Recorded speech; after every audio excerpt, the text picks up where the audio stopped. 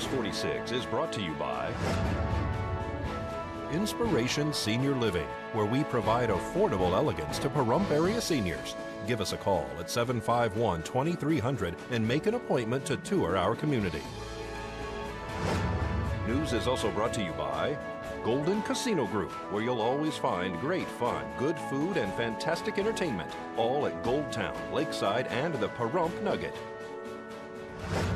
News is also brought to you by J.K. Nelson Law. Call 727-9900 today for your free consultation. If you need a lawyer, you need Nelson.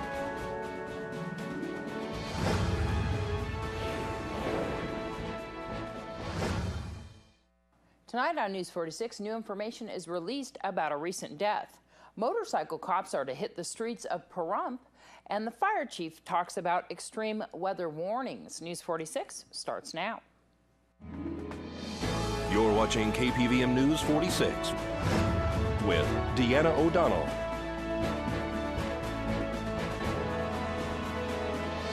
News 46, local coverage you can count on. Good evening. It's Friday, June 19th, 2015. I'm Deanna O'Donnell.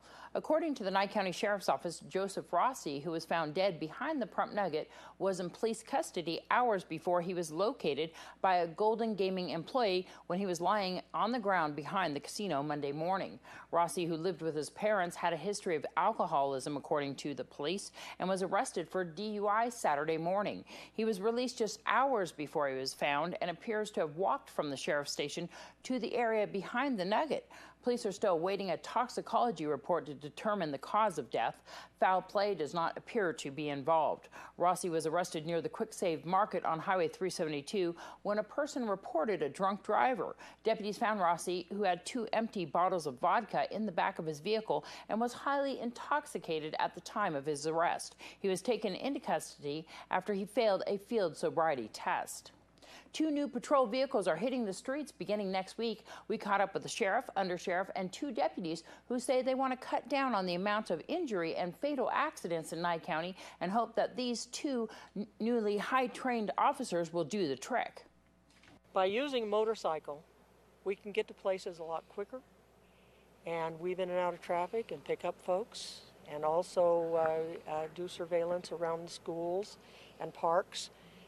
Where it's really more difficult to use a vehicle because the vehicle is huge, you know, and these folks will be able to ply their trade every day.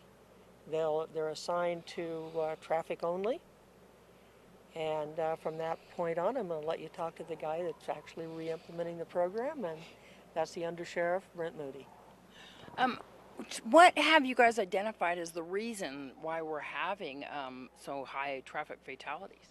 Well, I think naturally the reason most accidents is speed and inattention, fatigue, equipment. Sometimes even highway engineering can be a problem.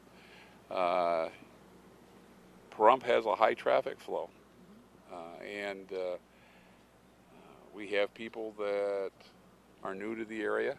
Quite frankly, are also we have a lot of violators. It doesn't take long for a visitor to see people driving in a dangerous manner here. Our traffic unit was designed to deal with that and to try to reduce personal injury and fatalities. Education is an aspect also, but the basic thrust is we're going to try to slow people down, and if we can't educate them, we're going to make sure they're cited. Simply, it's really a matter of public safety. Metro's motor school is one of the toughest classes I've ever taken in law enforcement in my 9 years. Also the most enjoyable. What did it consist of? Well, it consisted of slow cone patterns. It basically teaches you better clutch control. They emphasize TCB, which is throttle, clutch, and brake. It gives you a better understanding of operating a motorcycle. Both him and I have operated motorcycles in our off time. We thought we were good motorcycle riders. After going to the class, you find out that you were not good motorcycle riders, and you actually learn how to be good motorcycle riders. So you have to be defensive as a motorcycle rider in general, right? Because you have to protect yourself, because there's a lot of drivers out there that aren't watching out for you guys. Yeah, you definitely have to be aware, and hopefully that with us in this traffic program on what actually they're doing wrong. The Board of County Commissioners discussed submitting a letter to Governor Brian Sandoval regarding Nye County's position supporting the completion of the Yucca. Approve submitting a letter to Governor Sandoval regarding Nye County's position supporting the completion of the Yucca study. Commissioners? Madam Chair, you called and asked me about this. I did a recent letter that was apparently rooted to, as usual, Bob Holstead, and he wrote back a dismissive small paragraph. So what we're asking is if the board would sign this letter, so I have a little more authority with it, and maybe I can take a trip up there and sit in his office and hand it to him, so I know he gets it. Possibly. Because it keeps getting kicked down to Mr. Halstead, who. And does your letter, I'm sorry, I've read too many lately, but Yes. Is your letter asking him to put his support behind the federal legislation that's going through? No, the last one didn't do that because we're still working on that federal legislation. It just basically pointed out that how can we say yes or no if we don't know the science. Perfect. Okay, So. I remember. Are there any questions? Do you have a motion? Make a motion to ask the board to sign a letter so we can get it in the governor's hands. Second. Good. I have a motion and a second. Any further discussion? Always wanted to hear the science. All those in favor say aye. Aye. Aye. Passes 4-0. And those Board of County Commissioner meetings are brought to you by Jewelry of Romance and Nevada Public Auction. As we head into our first break, let's join Jeff Simmons at the Prump Nugget. Hello everybody, I'm Jeff Simmons here at the Prump Nugget. On our stage bar this weekend, we got Sidro Amata. Come on down and enjoy the music. And our casino drawings for the month of June. We got Friday and Saturday nights from 7 to 9.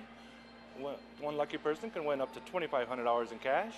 And that person can also twin the win, so you can pick out any person you want as long as they got a player's card. And they could also win the same amount. So good luck to everybody on those drawings.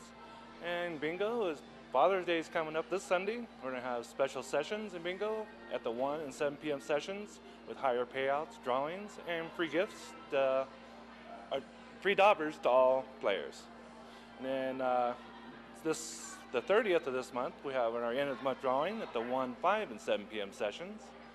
And Kathy over at Go Town, she has her paper only, no split pots, every day at 11 a.m. and Monday, Wednesday, and Fridays at the 11-1. No split pots, paper only. Go see Kathy. Also, our lower buy-ins at the Nugget is the 1 o'clock and 7 o'clock sessions every day and all day on Sunday and Mondays. And then balls on the wall we have every Tuesday, Friday, and Saturday at the 1 and 7 p.m. And that will continue through July also. So looking forward to seeing everybody down here. Have a wonderful weekend. Happy Father's Day to you guys. This portion of the news is brought to you by Inspiration Senior Living, where we provide affordable elegance to Pahrump area seniors. Give us a call at 751-2300 and make an appointment to tour our community. Authorities have announced that accused Charleston shooter Dylan Roth has confessed. Roth, accused of shooting and killing 9 people during a Bible study, reportedly confessed to authorities that he wanted to start a race war when he opened fire Wednesday night. He also said that he almost didn't go through with it because everyone was so nice to him. Roth is being charged with 9 counts of murder and 1 weapon possession charge. The South Carolina governor has asked for the death penalty in this case. Fire crews responded to a fully engulfed structure fire last night in Amargosa. According to Director of Nye County Emergency Services Vance Payne, the fire destroyed an empty single-wide trailer. There were no extensions and no injuries were involved. We caught up with Fire Chief Scott Lewis this morning to find out how to beat the heat during these extreme weather days. High temperatures and a low relative humidity is pretty much a common thing here. I think what sneaks up on us is May was a relatively nice, cool month. And, you know, we had gentle breezes, lower temperatures. In some cases, we had the humidity was rising a little bit. But now we're into our normal summer pattern.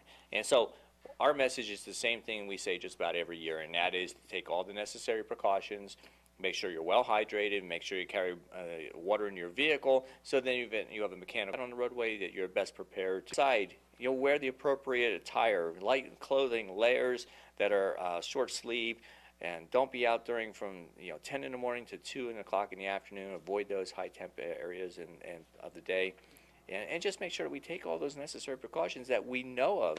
And my bigger challenge is when we have folks coming in from other areas that have not experienced these temperatures, and they're going out to Death Valley and things like that, and they're having the subsequent issues, or folks that are maybe visiting some of our facilities in town that certainly aren't accustomed to our temperatures and are not taking those necessary precautions. We do have a lot of visitors at this time of year, don't we? We do. We have them visiting some of our big key attractions in the area, and again, they're just not accustomed to this, so they don't know to stay as hydrated as possible or seek shade, the mister systems that are available to us, and then last thing, they start not feeling well, they pass out. And what we don't have happen is those type of conditions, and when people are operating vehicles, a lot of times they'll be coming back from Death Valley where they were experiencing temperatures of 130 degrees. They want to be able to say that they've done that, but then the ramifications from it, the medical issues that arise. Sometimes when you're outside, you don't really feel that maybe you're exerting yourself, and it kind of sneaks up on you real quick.